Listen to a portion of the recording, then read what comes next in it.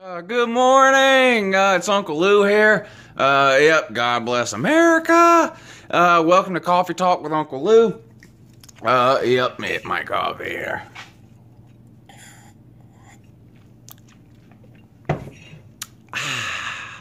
Yep, thanks for watching. Coffee Talk today. Yep, the U.S. government versus Apple. Some of you might know what's going on. I don't know. Some of you aren't all that informed, which is fine. That's why you watch Uncle Lou. I'll keep you informed. But anyway, these two terrorists, what shot up that building in California a few months back. Okay, one of the jokers involved in that thing had an iPhone. Yep. Well, the U.S. government wants to get into his records, okay, his iPhone records. And, of course, they can't because of it's locked down by Apple and the security that they use and stuff like that. So they've asked Apple, hey, give us the key, let us in. Apple politely told them, thanks, but no thanks. And will not allow the U.S. government. Basically, what the U.S. government is wanting is a back door into people's phones, okay? So they can monitor for terrorism. Now, in theory, that's a great idea. And you know, does Apple care if the U.S. government looks at this one particular guy's phone or whatever? No one cares. But the point is, it won't stop there. How do I know this? It never stops there. You give the government, if Apple gives in here to the government, then you can forget it. It's over. It only takes precedent being set one time. That's why it's called a precedent. And then after that, I mean, this is the problem. See, the government will tell you, give us the ability to do A, B, and C. We promise we'll only use that ability under these circumstances. That's what they say. Then they get you to agree, and then once they have the ability to do it, they do it whenever they want. They don't adhere to only doing it under these certain set of circumstances. And that's what will happen here with phones. Phones will become a free-for-all for the U.S. government. And unfortunately, the U.S. government can't be trusted to do that. I don't trust them. I know y'all don't trust them. They constantly take advantage. They constantly take advantage. Okay? They will pry and prod and poke their way into every possible situation that they can. This is what a lot of people don't understand. The Constitution is there to protect you from the government.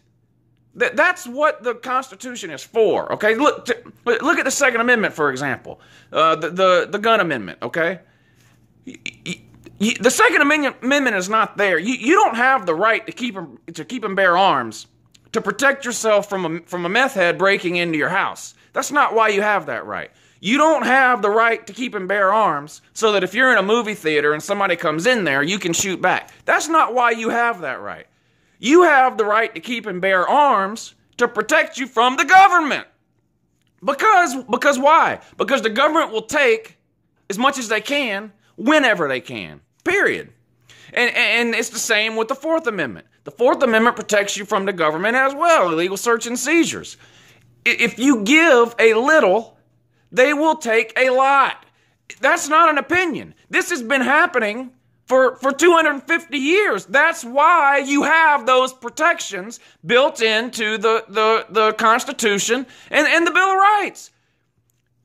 They're there to protect you from them. And them is the government, okay? Look at the Patriot Act.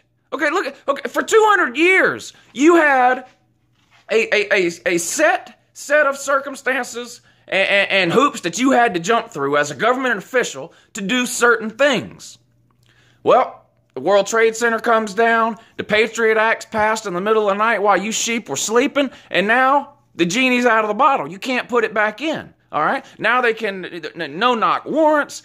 They can arrest you without a warrant. They can hold you indefinitely without ever charging you with a crime, so that they can protect you from terrorists. Again, they say this is going to be used to fight terrorism. Yep, okay, sorry about that. Obviously, the government hacked into my phone and cut it off in the middle of my video. Thanks a lot, Obama. Yeah, but I'm back. So, yeah, of course they tell you that. It's going to be used to fight terrorism, and that's it. But that's not what they do. That's not what they do. Once they have the ability to do it, they're going to do it to whoever, whenever they choose, period. Period. Edward Snowden, okay? Regardless of what you think about Edward Snowden and what he told and who he told it to, there's no denying that what he said is going on. They quit even trying to, the government didn't even try to deny it. They just turned Edward Snowden into the bad guy. Of course, we're supposed to have whistleblower laws in this country to protect people like Edward Snowden, but you're not allowed to blow the whistle off of something that big, and so now, he's basically, a traitor now, so, it is what it is, whatever. But, so whose side am I on in this Apple versus the U.S. government fight here? I'm on Apple's side, and I don't even like Apple. iPhones are toys. Unless you're 12 years old, get you a real phone, get an Android.